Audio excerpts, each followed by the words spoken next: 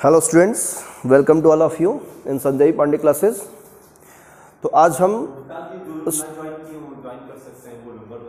हाँ, तो जो बच्चे अभी क्लास 11 में पार्ट 2 बुक पढ़ना चाह रहे हो, चाहते हैं कि पार्ट 2 से हम पढ़ें और अच्छे से फिजिक्स आपकी तैयारी हो जाए एनुअल एग्ज़ाम के लिए, तो आप लोग दिए गए नंबर पे कांटेक्ट कर सकते हैं।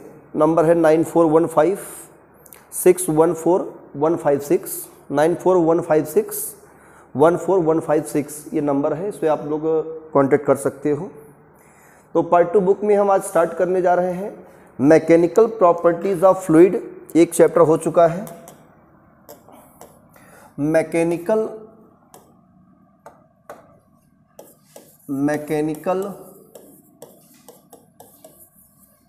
प्रॉपर्टीज ऑफ फ्लूइड्स, ये स्टार्ट करने जा रहे हैं। ये चैप्टर नंबर 10 है NCERT के अकॉर्डिंग, जिसका आज लेक्चर नंबर 1 है। ये लेक्चर नंबर 1 पार्ट 2 बुक, और एनुअल एग्जाम के लिए सबसे इंपॉर्टेंट चैप्टर है ये, क्योंकि बहुत ही बड़ा चैप्टर है बच्चों, ठीक है ना। क्लास 11 के लिए एनुअल एग्जाम के लिए बहुत ही इंपॉर्टेंट चैप्टर है ये, और आप ये अगर ढंग से पढ़ लेंगे तो काफ़ी नंबर इसमें स्कोर कर लेंगे, ठीक है ना, अच्छे से पढ़ाई कर लेंगे तो। और साथ ही साथ नीट के एग्ज़ाम में बहुत ज़्यादा क्वेश्चन इससे पुटअप होता है, इस चैप्टर से क्वेश्चन है डेफिनेटली पूछना ही पूछना है, इसमें कोई डाउट नहीं है। नीट के एग्ज़ाम में इससे सवाल ज़रूर आएगा, कन्फर्म है। एक सवाल 2 सवाल फिक्स है, ठीक है। तो हम शुरू करते हैं मैकेनिकल प्रॉपर्टीज ऑफ फ्लूइड्स। आज का फर्स्ट लेक्चर है। इसके पहले का जो भी लेक्चर ना देखे हैं आप लोग, नहीं पढ़े हैं, अगर नहीं अटेंड किए हैं तो यूट्यूब पर जाकर देखकर नोट्स बना लीजिए, तैयारी कर लीजिए इसको। किसी दिन हम एक्स्ट्रा क्लास जब रखेंगे सिलेबस कंप्लीट करने के बाद तो डाउट क्लियर करेंगे। अभी हमारा जो मेन उद्देश्य है, मेन मुद्दा जो है वो सिलेबस कंप्लीट करना, ठीक है ना। आपका टाइमली सिलेबस कंप्लीट हो जाए और तैयारी हो जाए आपकी अच्छे से, वो इम्पॉर्टेंट है। तो मैं जितना पढ़ा रहा हूँ पर डे का पर डे आप लोग नोट्स तैयार करिए, नोट्स को जरूर बनाइए, खुद से बनाइए, ठीक है। मैं तो नोट्स यहाँ पे दे ही रहा हूँ आप लोग को, और भी चीज़ें बुक रीड करके आप लोग अपने लैंग्वेज में इसको जरूर नोट करिए, ठीक है। तो mechanical properties of fluid, fluid आप ये वर्ड देख रहे हैं, है ना, ये फ्लूइड का मतलब होता है लिक्विड। कुछ बच्चे लिक्विड कहते हैं, लेकिन हाँ इस चैप्टर में अगर हम बात करें तो लिक्विड ही है। अगर इस चैप्टर की हम बात करें, इस प्रॉपर चैप्टर में, तो फ्लूइड का मतलब सीधा सेंस क्या है, लिक्विड से ही है। अगर कहीं बात क्वेश्चन में फ्लूइड कह रहा है तो समझ आइए लिक्विड की ही बात कर रहा है, बट रियलिटी ये है कि फ्लूइड का मतलब होता है लिक्विड और गैस। लिक्विड और गैस दोनों का कंबाइंड नेम क्या है, फ्लूइड्स है। दोनों का कंबाइंड नेम क्या है, फ्लूइड्स है। फ्लूइड मतलब ये होता है कि जो मटेरियल या जो दोज मटेरियल्स, दोज सब्सटेंस कह लीजिए या मटेरियल कह लीजिए, materials have the properties of flow, the property of flow, property of flow, they are called fluids। उन्हें हम लोग क्या कहते हैं बच्चों, फ्लूइड्स कहते हैं, ठीक है ना। नोट करिए डेफिनेशन इसका, फ्लूइड्स का, दोज मटेरियल या those substance have the property of flow, which have property of flow, they are called fluids. जिसमें सॉलिड, लिक्विड और गैस क्या होते हैं, फ्लूइड होते हैं। मतलब जो फ्लो हो सके, जिसके अंदर बहने का प्रॉपर्टी हो, जो बहे, कहते हैं ना हवा बह रही है, बोलो हवा क्या है, गैस है। पानी बह रहा है, कहते हो ना, फालतू का पानी बहा रहे हो, है ना, मतलब फ्लो करा रहे हो, है। तो फ्लो का मतलब बहना, है ना, प्रवाहित होना। तो जिसके अंदर फ्लो होने की प्रॉपर्टी होती है वो क्या है, लिक्विड है या फ्लूइड है, गैस है। तो फ्लूइड का मतलब लिक्विड और गैस दोनों है। तो बेसिकली इस चैप्टर में हम सिर्फ बात करेंगे किसकी, लिक्विड की। टोटली बात लिक्विड की होगी, गैस की कोई भी बात यहाँ पे होने वाली नहीं है, ठीक है ना। क्योंकि गैस के लिए एक अलग से ही चैप्टर बना है जिसका नाम है KTG, kinetic theory of gases. उसमें हम लोग गैस का कैसा मोशन होता है, कैसे मोशन होगा, क्या क्या इसमें रूल्स बनेंगे, क्या कैलकुलेशन वगैरह सारी चीजें सीखते हैं काइनेटिक थ्योरी ऑफ गैसेस में। वो अलग चैप्टर बना है सिर्फ गैस के लिए, है ना। उससे पहले थर्मोडायनेमिक्स का भी कॉन्सेप्ट है जो आपने केमिस्ट्री में पढ़ रखा है और फिजिक्स में पढ़ेंगे। तो फिजिक्स की थर्मोडायनेमिक्स थोड़ा सा चेंज है लॉजिक में और रूल्स में, ठीक है। बाकी थर्मोडायनेमिक्स वही है। तो थर्मोडायनेमिक्स में बेसिकली यहाँ पे गैस की ही बात होगी। तो थर्मोडायनेमिक्स और kinetic theory of gases both chapters हम क्या स्टडी करेंगे, गैस के बारे में। किसके बारे में स्टडी करेंगे, गैस के बारे में। समझ में आ रहा है ना। तो इस चैप्टर में किसके बारे में पढ़ेंगे, टोटली हम लिक्विड। किसके बारे में, लिक्विड के बारे में। तो those materials have the property of flow, they are called fluid.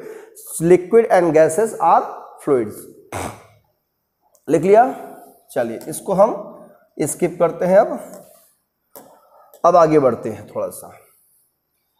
अब फ्लूइड जो हम पढ़ने जा रहे हैं, है ना, मैकेनिकल प्रॉपर्टीज ऑफ फ्लूइड्स। ये जो फ्लूइड्स का ब्रांच है वो दो तरह से है फ्लूइड। हम यहाँ पे फ्लूइड दो तरीके से पढ़ेंगे। एक पढ़ेंगे स्टैटिक फ्लूइड। क्या पढ़ेंगे, स्टैटिक फ्लूइड। और दूसरा पढ़ेंगे हम लोग डायनेमिक फ्लूइड। कौन सा fluid, dynamic fluid.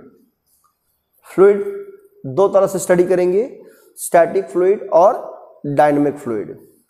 Static fluid का मतलब हम सीधा समझते हैं study of fluid at rest, है ना।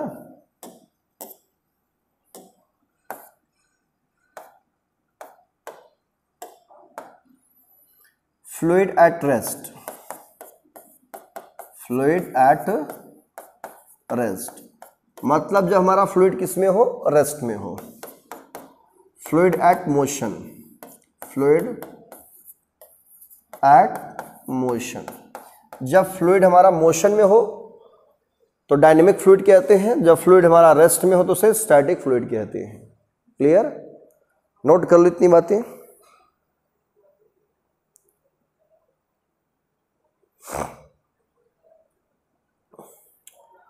तो फ्लूइड में हम लोग क्या पढ़ते हैं, जैसे कि प्रेशर, लिक्विड का प्रेशर क्या होता है ना।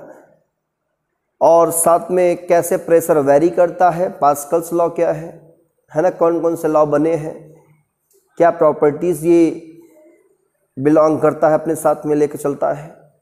तो वो सब सारी बातें रेस्ट कंडीशन में हम लोग सीखेंगे। जब फ्लूइड क्या रहेगा, रेस्ट में रहेगा, तो रेस्ट की कहानी सारी पढ़ेंगे, है ना, जिसमें बहुत सारे लॉज हैं, बोयांट फोर्स, आर्किमिडीज प्रिंसिपल, है ना, रिलेटिव डेंसिटी, बहुत सारी चीज़ें ऐसी हैं कि आपके फ्लूइड रेस्ट की कहानी है वो, ठीक है ना। कोई चीज़ उसमें डुबोई जा रही है, हम लोग कैसे फ्लोट करें, फ्लोट का लॉ कितने हैं, रूल्स क्या क्या हैं, है ना, जिसे तैरने का नियम कहते हैं हिंदी में, है ना। तो वो चीज़ सीखेंगे किसमें, फ्लूइड एट रेस्ट में। आर्किमिडीज का भी प्रिंसिपल है, बहुत बढ़िया कहानी है आर्किमिडीज की। यूरेका यूरेका करके भागे थे, याद है, टप में नहा रहे थे, बिना कपड़े के ही भागे थे। मैंने पा लिया, I have found, I have found मतलब वही होता है ना। तो यूरेका कौन था, वो ग्रीक के थे, है ना, ग्रीक साइंटिस्ट। चलिए स्टार्ट करते हैं स्टैटिक फ्लूइड। और स्टैटिक फ्लूइड में सबसे पहले हम लोग सीखेंगे प्रेशर क्या होता है। क्या सीखेंगे, प्रेशर।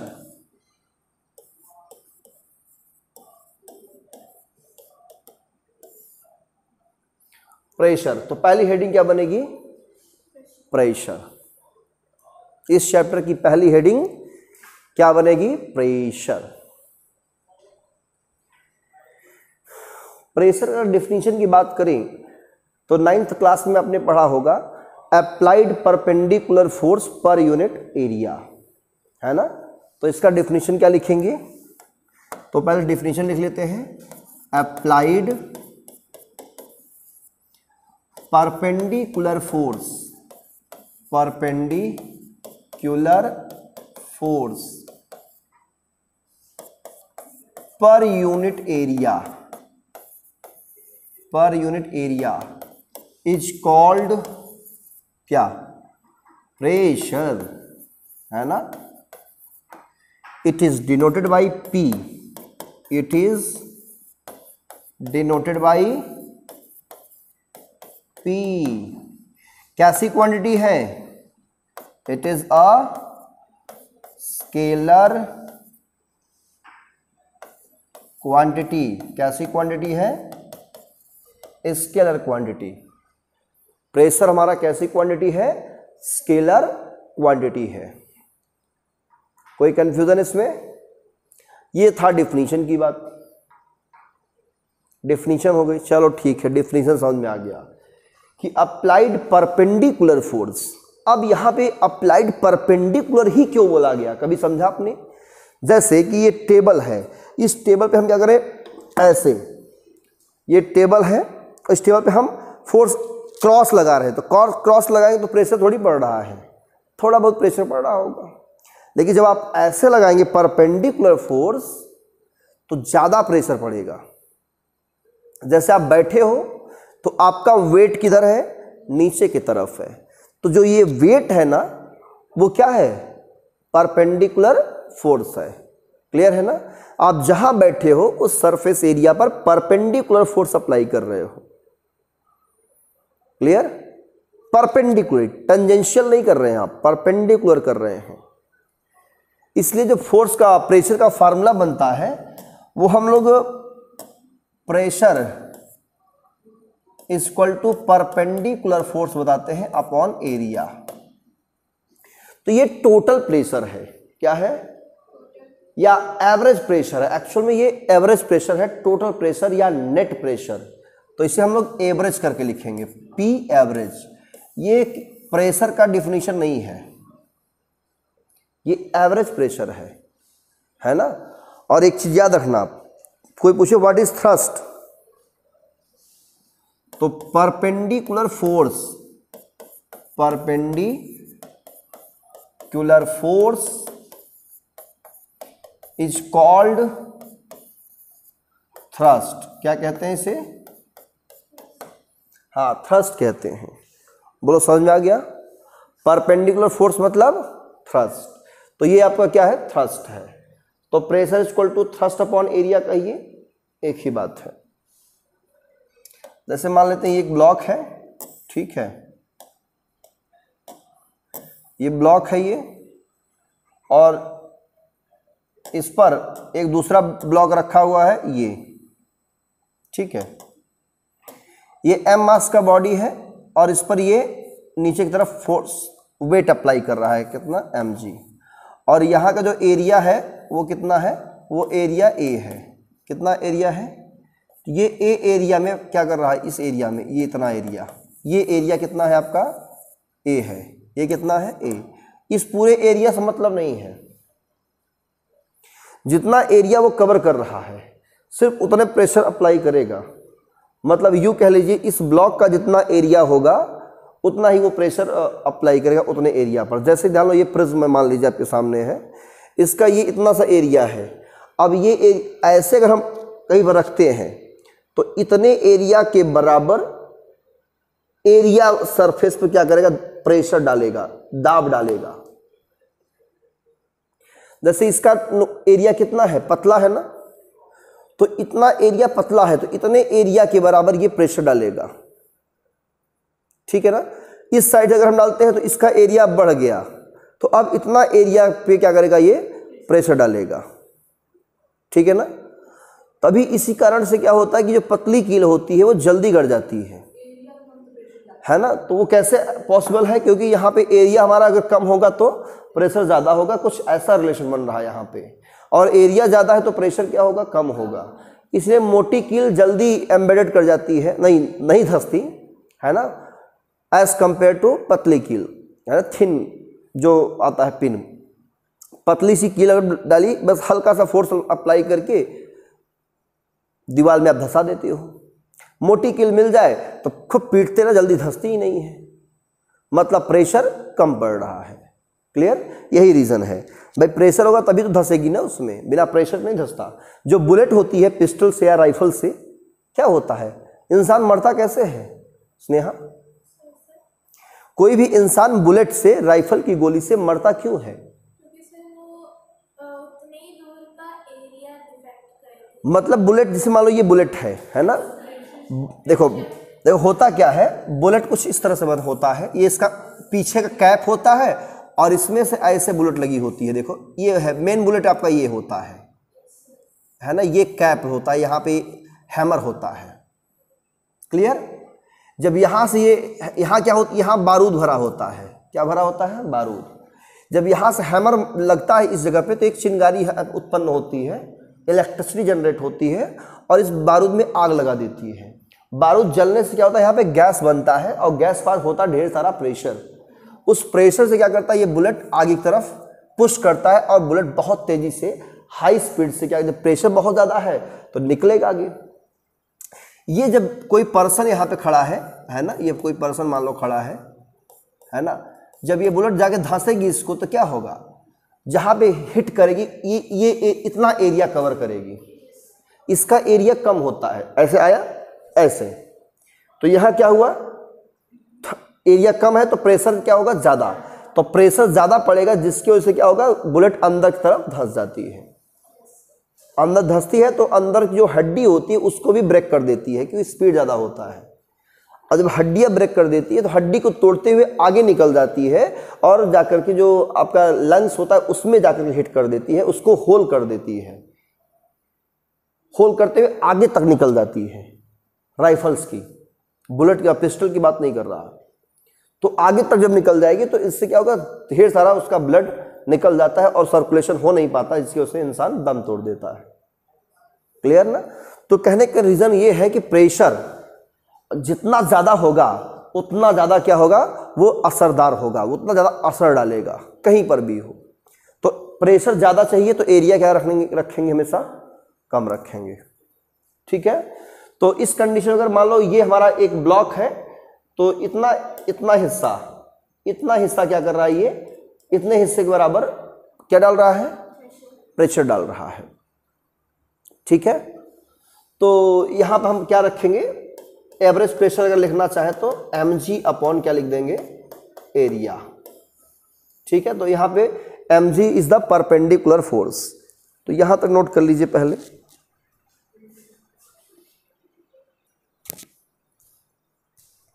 तो ये जो आपका फार्मूला है वो एवरेज प्रेशर निकालने का है। अब हम प्रेशर को डिफाइन करना चाहते हैं, किसको डिफाइन करना चाहते हैं, प्रेशर को। तो प्रेशर को डिफाइन करने के लिए हम इंस्टैंटेनियस प्रेशर निकालेंगे, मतलब वेरी स्मॉल एरिया पे। तो लिखेंगे क्या, पैराग्राफ चेंज करके, इंस्टैंटेनियस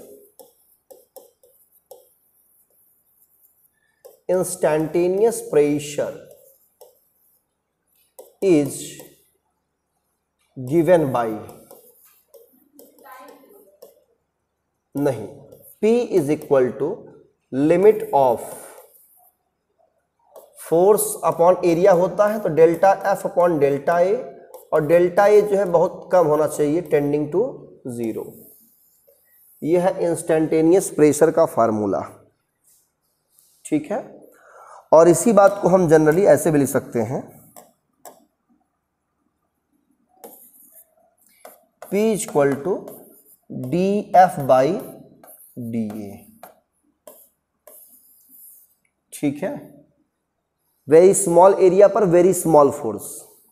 ठीक, वेरी स्मॉल एरिया पर वेरी स्मॉल फोर्स अगर हम अप्लाई करते हैं तो वो इंस्टैंटेनियस प्रेशर होता है। हाँ, वेरी गुड, इतनी बात क्लियर हो गई। चलो अब हम यहाँ पे SI यूनिट देख लेते हैं प्रेशर का। क्या देख लेते हैं, हाँ, change the paragraph, SI unit of pressure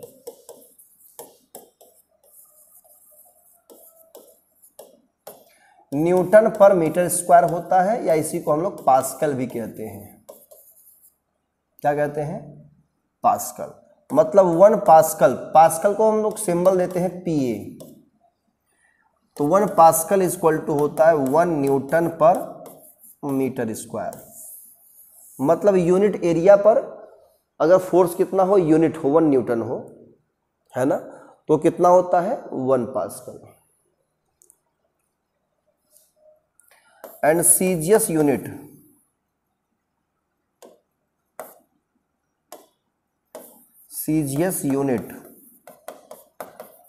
of pressure, ये कितना होगा, डाइन पर सेंटीमीटर स्क्वायर, इसका ये हो जाता है। ठीक है, इसका डायमेंशनल फार्मूला क्या होगा,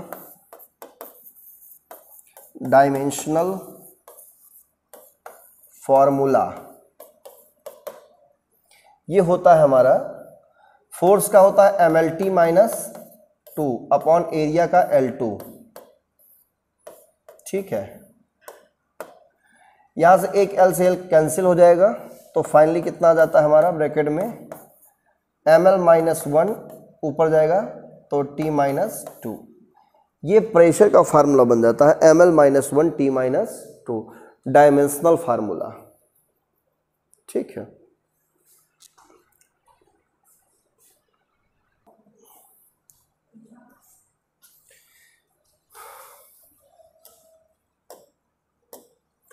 हेडिंग रहेगा क्या, डेंसिटी। तो डेंसिटी इक्वल टू, याद रखना बच्चों, मास अपॉन वॉल्यूम। क्या होता है, मतलब किसी बॉडी का मास उसके यूनिट वॉल्यूम में कितना है वही डेंसिटी होती है। ठीक है बच्चों, दिखाएं, देखो ये क्या है, आपका एक ब्लॉक है,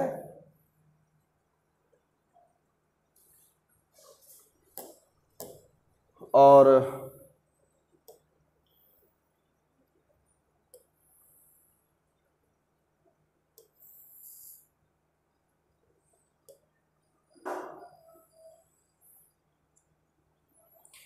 इस ब्लॉक का मास, अगर हमने कहा आपसे इस ब्लॉक का मास कितना है, m है, ब्लॉक का मास कितना है, m है, तो डेंसिटी कैसे समझेंगे आप लोग भाई, इसका यूनिट वॉल्यूम, मतलब 1 मीटर इधर, 1 मीटर इधर, 1 मीटर इधर, इतने से कुप्चे का जो मास होगा वो क्या होगी, इसकी डेंसिटी। मतलब यूनिट वॉल्यूम, पूरे बॉडी का मास कितना है, m, उसमें छोटा सा जो होगा यूनिट वॉल्यूम, मतलब 1 metre length, 1 metre breadth, 1 metre height.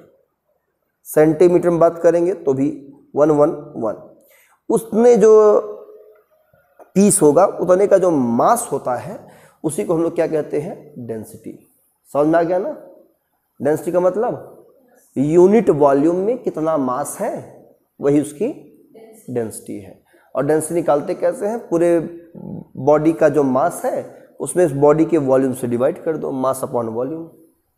Clear है ना, तो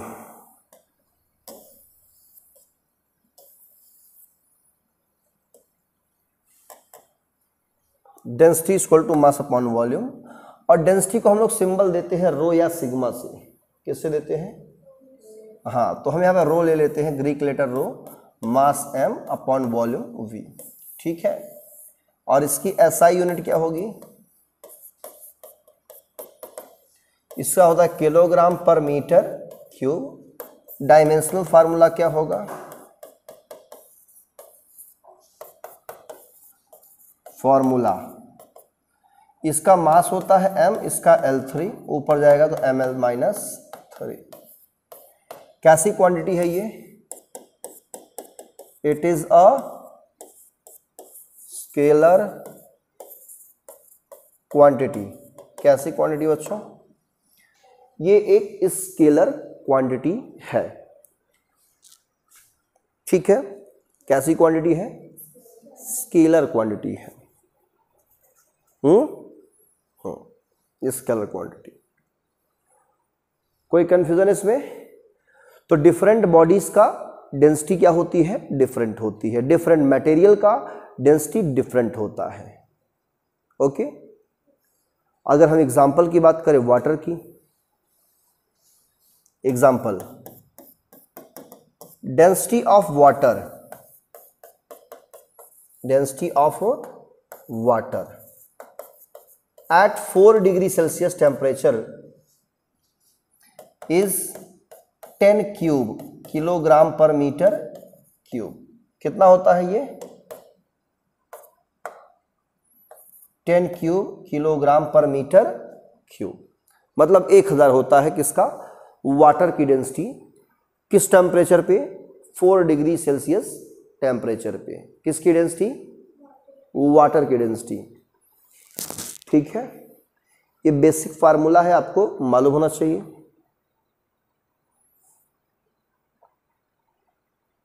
डायमेंशन क्या होगा? ml-3। रेचल क्लियर हुआ यहां तक बेटा? आगे बढ़े इसके। एक छोटा सा टॉपिक और है इसी में, रिलेटिव डेंसिटी। रिलेटिव डेंसिटी, इसका फार्मूला क्या होगा? मान लो हमने कहा ये एक बॉडी है, इसका रिलेटिव डेंसिटी बताइए। क्या करेंगे? इसका डेंसिटी पता करेंगे पहले, और इसके डेंसिटी में हम वाटर की डेंसिटी का डिवाइड कर देंगे। ठीक है ना? रिलेटिव डेंसिटी मतलब density of object, density of object upon density of water, density of water at 4 degree Celsius temperature. ये रिलेटिव डेंसिटी का फार्मूला होता है। इसकी कोई यूनिट नहीं होती, इट हैज नो यूनिट, इसकी कोई यूनिट नहीं है। नोट कर लीजिए।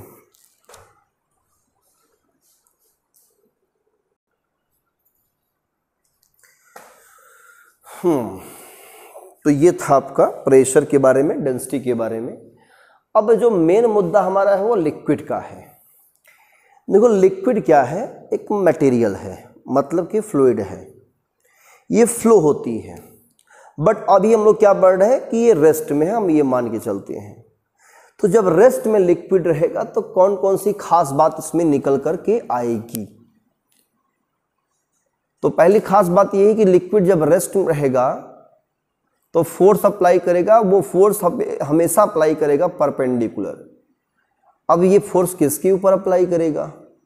अब आप लोग ये सोच रहे होंगे, आपको ये जरूर पता होगा कि लिक्विड का अपना कोई शेप नहीं होता, लिक्विड का अपना कोई शेप नहीं होता। तब क्या होता है? कैसा शेप होता है लिक्विड का? लिक्विड को जिस विसल में या जिस कंटेनर में आप रखोगे उसी का शेप ले लेता है, बट वॉल्यूम फिक्स होता है। अगर आपने 1 लीटर आपने वाटर लिया है तो ये 1 लीटर जो है वॉल्यूम फिक्स है, वो उतना ही रहेगा, बढ़ेगा नहीं। लेकिन जिस कंटेनर में आप रखेंगे उसका शेप ले लेगा। ये टेढ़ा मेढ़ा उल्टा सीधा जैसा भी आप शेप में रखोगे उसी का शेप वो ले लेगा। कौन? वाटर। क्लियर? इट मीन्स आप समझ रहे हैं कि लिक्विड का कोई शेप नहीं होता। तो लिक्विड को हम कहाँ पे रखेंगे? हाथ में तो लेंगे नहीं जल्दी, जनरली एक कंटेनर में लेंगे, है ना, और उसे कंटेनर में चेक करेंगे। कंटेनर में क्या होगा? वो लिक्विड रेस्ट में रहेगा। भाई हाथ में आएगा तो मोशन कर जाएगा, जाहिर सी बात है। लिक्विड रेस्ट में है उसकी कहानी पढ़ रहे हैं, मोशन में नहीं है। तो हम क्या करेंगे? कंटेनर लेंगे। क्या लेंगे? कंटेनर। चलिए कंटेनर ले लेते हैं। ये है मान लो एक कंटेनर बड़ा सा, ठीक है। इस कंटेनर में हमने कोई लिक्विड भर रखा है, मान लो ये लिक्विड भर दिया है, ऐसे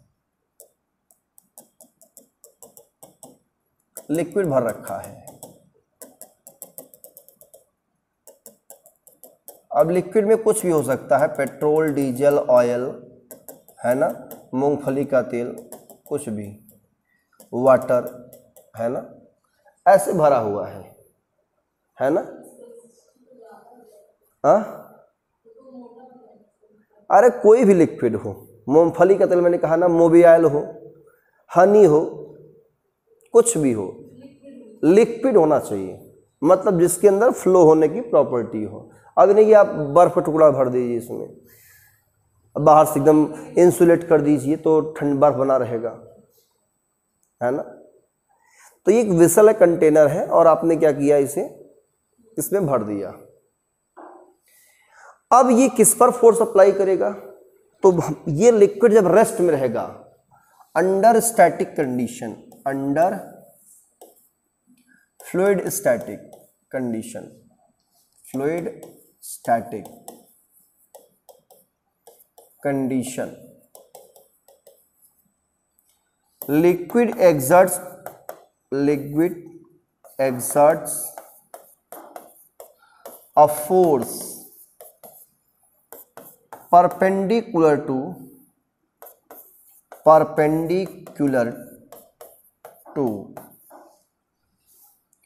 contact surfaces,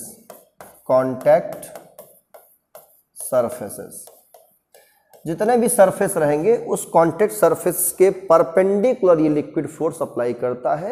ये लिक्विड का नेचर है। मतलब जैसे कि हम बात करें कि इस पॉइंट पर, यहां पे मैं बात करूं, इस पॉइंट पे, यहां पे, इस जगह पे ये परपेंडिकुलर फोर्स अप्लाई करेगा ऐसे। क्लियर भाई, इस सरफेस के कांटेक्ट में है ना, तो परपेंडिकुलर फोर्स अप्लाई करेगा। और क्या इधर करेगा, इधर भी करेगा, परपेंडिकुलर फोर्स अप्लाई करेगा। यहां अप्लाई करेगा, इधर भी अप्लाई करेगा, यहां अप्लाई करेगा, इधर भी अप्लाई करेगा। क्या यहां अप्लाई करेगा, कहोगे यस सर यहां भी करेगा। तो परपेंडिकुलर जहां भी कांटेक्ट में है उन सब जगह ये परपेंडिकुलर फोर्स अप्लाई करेगा। अब आप लोग सोच रहे हैं कि नीचे क्यों नहीं बनाए, क्या यहां अप्लाई करेगा, बोलो। तो यहां पर भी परपेंडिकुलर, यहां पर भी परपेंडिकुलर, सब जगह परपेंडिकुलर फोर्स एग्जर्ट करेगा, परपेंडिकुलर फोर्स। ये लिक्विड का नेचर है, हमारा नेचर नहीं है। हम तो परपेंडिकुलर, टेंजेंशियल सब अप्लाई कर सकते हैं, है ना, आप लोग भी कर सकते हो। तो लिक्विड जहां पे कांटेक्ट रहेगी, क्या यहां पे अप्लाई करेगा, यहां तो खाली है ना, तो वहां लिक्विड जब है ही नहीं तो कहां से फोर्स अप्लाई करेगा।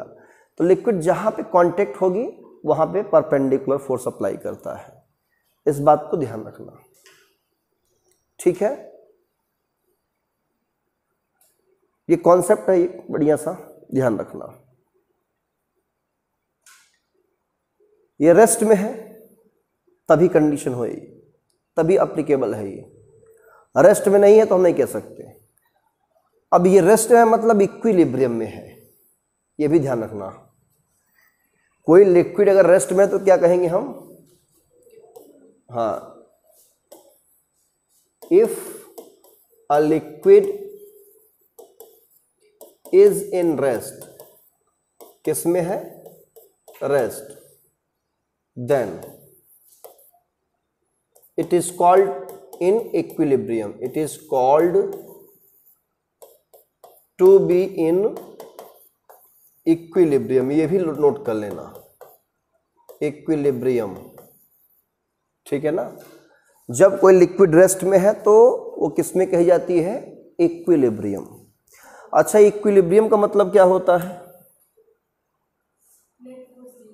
नेट फोर्स जीरो, है कि नहीं। मतलब इस लिक्विड पर नेट फोर्स क्या है, जीरो। फोर्स कितने लग रहे हैं, तीन फोर्स, एक इस डायरेक्शन में और एक इस डायरेक्शन में, बोलो लग रहा है ना। तो अगर मैं यहां से इसको दो पार्ट करूं लिक्विड को, तो इक्वल पार्ट में, तो आधा लिक्विड इधर फोर्स अप्लाई कर रहा है, आधा लिक्विड इस साइड अप्लाई कर रहा है, बोलो कर रहा है नहीं कर रहा है। आधा लिक्विड इस साइड अप्लाई कर रहा है, आधा लिक्विड इस साइड अप्लाई कर रहा है। तो जितना एक्शन करेगा उतना इसको रिएक्शन मिल रहा है, इधर एक्शन का उसको रिएक्शन मिल रहा है। मतलब ये सारे फोर्स, ये और ये वाले फोर्स क्या करेंगे, कैंसिल टू ईच अदर कर देंगे, है ना। बोलो, ये फोर्सेस एक दूसरे क्या करेंगे, कैंसिल कर देंगे, है कि नहीं। तो हम इस फोर्स को कहीं पर भी काउंट नहीं करते, कहीं पर भी काउंट नहीं करते, क्योंकि इसका काम ही नहीं है यहाँ पे कहीं भी।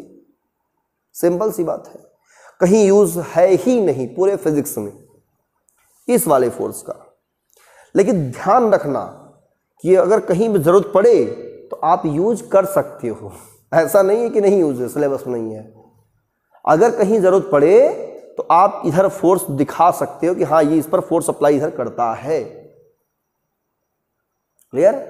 साथ ही साथ जो इसका बेस है इस पर तो फोर्स अप्लाई कर ही रहा है, तो आप समझ सकते हो इसका जो वेट होगा वो वेट क्या कर रहा है, इस वेसल के बेस पर एक परपेंडिकुलर फोर्स अप्लाई कर रहा है। बोलो कर रहा है कि नहीं कर रहा है?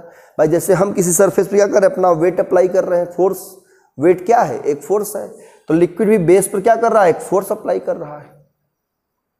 बोलो कर रहा है ना, कर रहा है, वेरी गुड।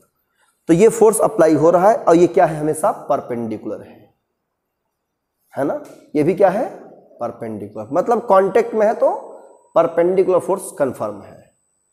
कोई कंफ्यूजन? आगे बढ़े जल्दी से।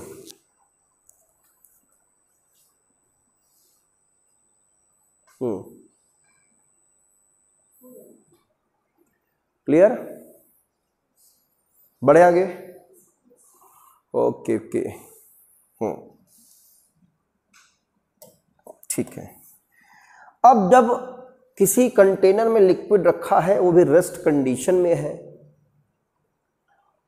तो साइड वाला तो कैंसिल कर देगा, जाहिर सी बात है। जो बेस वाला फोर्स है वो तो कैंसिल नहीं होगा ना, उसकी वजह से वो एक प्रेशर डालेगा। क्या डालेगा? प्रेशर। कहाँ पे? जिस बेस में है, जितने एरिया में है वो, उस बेस वाले एरिया पर क्या करेगा, एक प्रेशर डालेगा। क्लियर? तो वो प्रेशर कितना होगा वो निकालना है, ठीक है ना। तो हेडिंग डाल दीजिए प्रेशर ऑफ लिक्विड,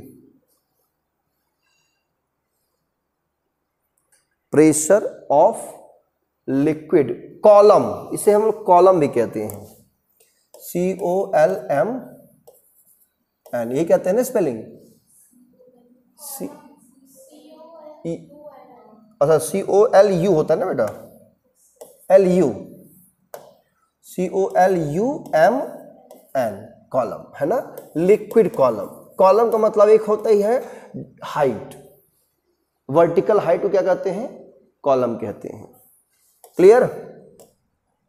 हाँ, तो चलो हम जो है आपको लिक्विड कॉलम दिखा रहे हैं। ये आपका एक कंटेनर है, एक साइड, एक दूसरा कंटेनर है इधर साइड, मतलब कंटेनर क्या कर रहा है वही साइड है, ठीक है, ओके ओके। उसके बाद ये इसका बेस है। क्लियर? और यहां हमने मान लिया कि एक वाटर फ्री सरफेस से H डेप्थ तक फिल किया गया है। कितने? फ्री सरफेस से कितना? बोलो। फ्री सरफेस ये है, ये क्या है आपका? Free surface. क्या बोलते हैं इसको? Free surface. और यहां से कितनी डेप्थ नीचे गया है? हाँ, ये बेस है, तो बेस पर क्या करेगा, एक परपेंडिकुलर फोर्स अप्लाई करेगा। बोलो अप्लाई करेगा। ये वेट, ये फोर्स कितना होगा? इसके वेट के बराबर। इसकी डेंसिटी कितनी है? डेंसिटी हमने मान लिया कितनी है? रो। कितना है? रो। बोलो सही है, डेंसिटी रो है। तो प्रेशर कितना होगा? तो प्रेशर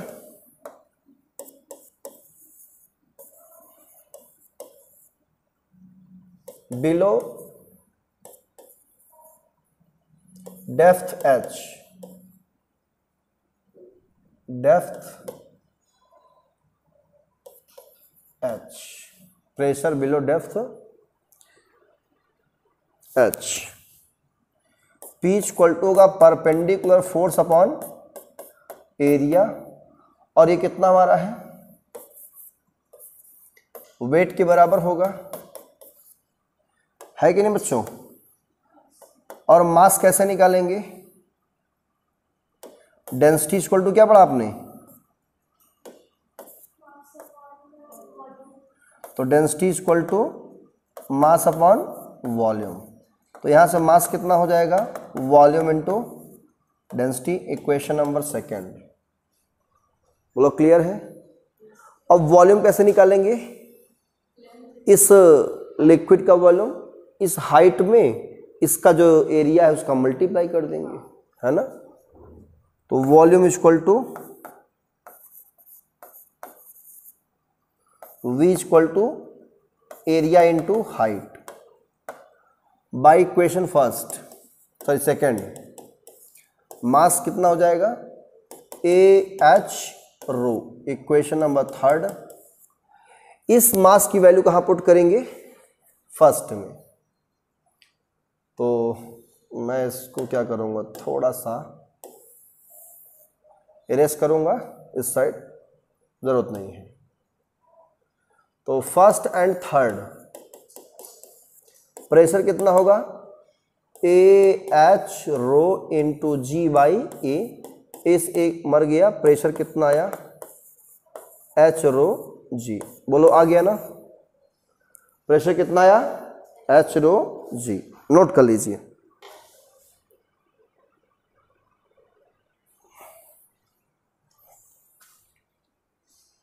तो ये था लिक्विड का प्रेशर।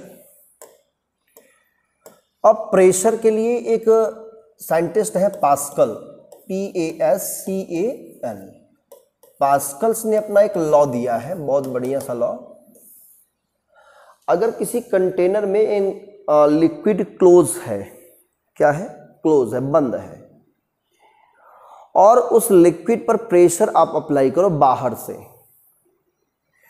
तो वो जो प्रेशर अप्लाई होता है ना, वो इक्वली ऑल डायरेक्शन में ट्रांसमिट हो जाता है। इक्वली क्या होता है? ट्रांसमिट। ट्रांसमिट का मतलब ये होता है कि जितना प्रेशर आप वहां अप्लाई कर रहे हो, सेम उतना ही प्रेशर आप पूरे सिस्टम में कहीं पर भी आप पॉइंट पे ऑब्जर्व करोगे, सब जगह प्रेशर उतना ही मिलेगा।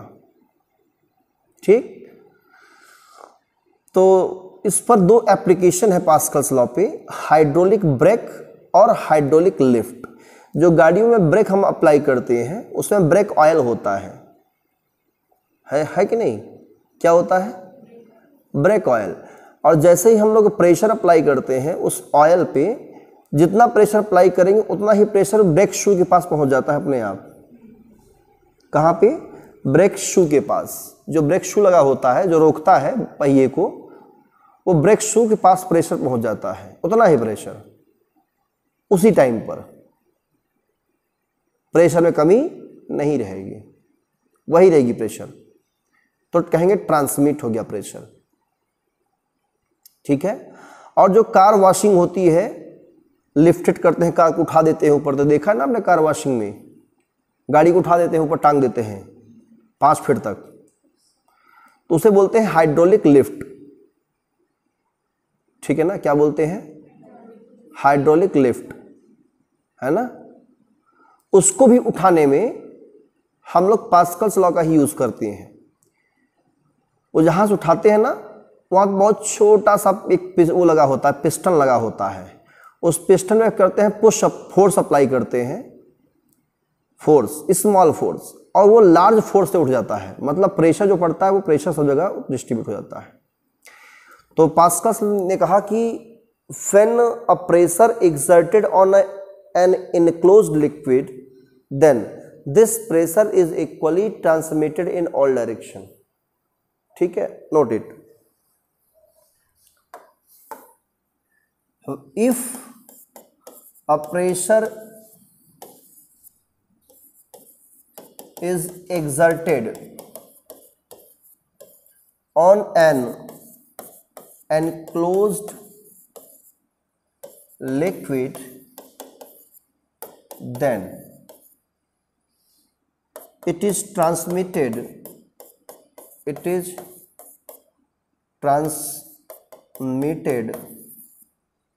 equally in all direction.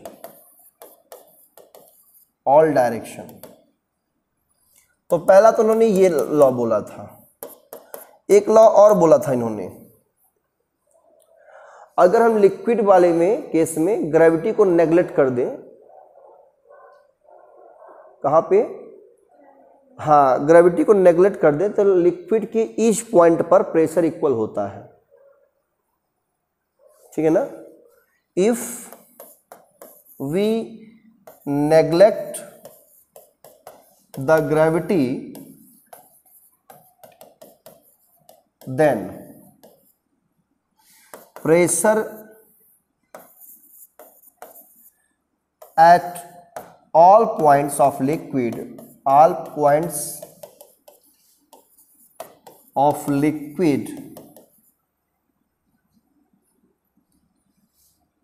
remain same,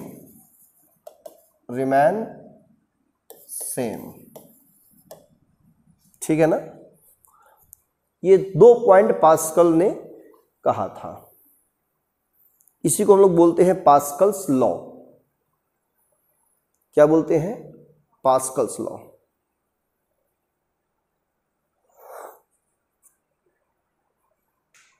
समझ में आ रहा है पास्कल्स लॉ। इसके 2 एप्लीकेशन हैं, आप नोट कर लीजिए। There are 2 application on the Pascal's law. There are 2 applications on the Pascal's law। 2 application है यहां पे, ठीक है ना। पहला नंबर लिखिए, हाइड्रोलिक ब्रेक्स, एस लगा देना। हाइड्रोलिक ब्रेक्स लिखा, हाँ BRAKES ब्रेक्स। सेकेंड नंबर लिखना हाइड्रोलिक लिफ्ट, हाइड्रोलिक लिफ्ट।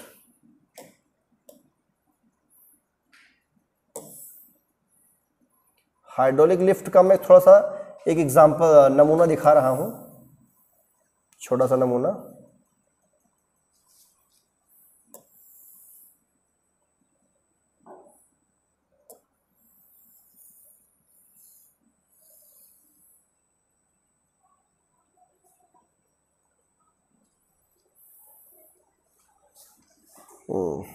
ठीक है,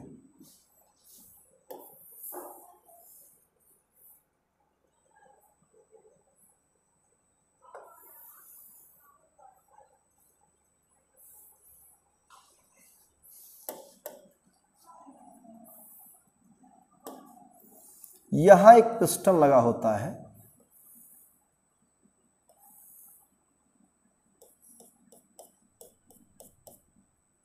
इसका हैंडल लगा होता है यहां पे ऐसे,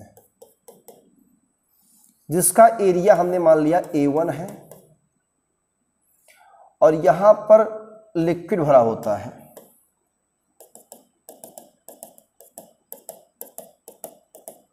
ये हाइड्रोलिक लिफ्ट का क्या है, एक फिगर है, शॉर्ट डायग्राम।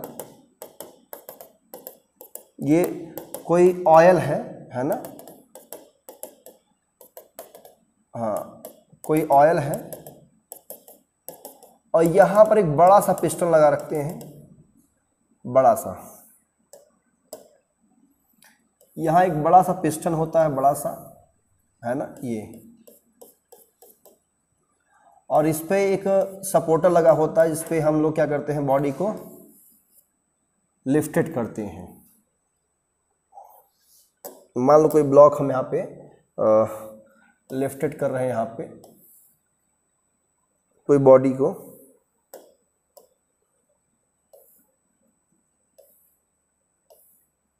ये बॉडी को लिफ्टेड किया जा रहा है, ठीक है। इसका जो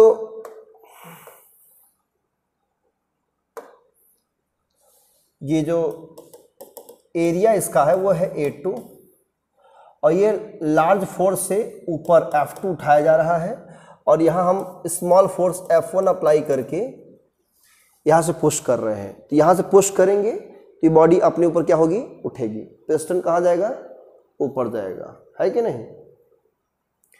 तो यहाँ जो प्रेशर वो हमने मान लिया P1 और यहाँ पे मान लिया प्रेशर P2। तो पास्कल ने क्या कहा कि दोनों प्रेशर क्या होते हैं, इक्वल होते हैं। क्या होते हैं, प्रेशर इक्वल। तो P1 कैसे निकालेंगे, फोर्स अपॉन एरिया से, और ये भी फोर्स अपॉन एरिया से। हमें F2 निकालना होता है या F1, मान लो F1 निकालना है तो F2 into A2 by A1 by A2, है ना।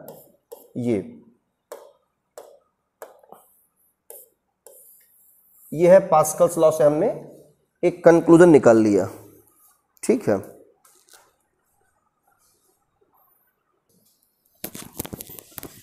तो आज की क्लास के लिए सिर्फ इतना ही, ठीक है। तो आप लोग घर पे जाकर इसको प्रैक्टिस करिए न्यूमेरिकल्स की। इसकी आगे का लेक्चर जो होगा हम नेक्स्ट लेक्चर में, नेक्स्ट क्लास में डिस्कस करेंगे। Okay, thank you.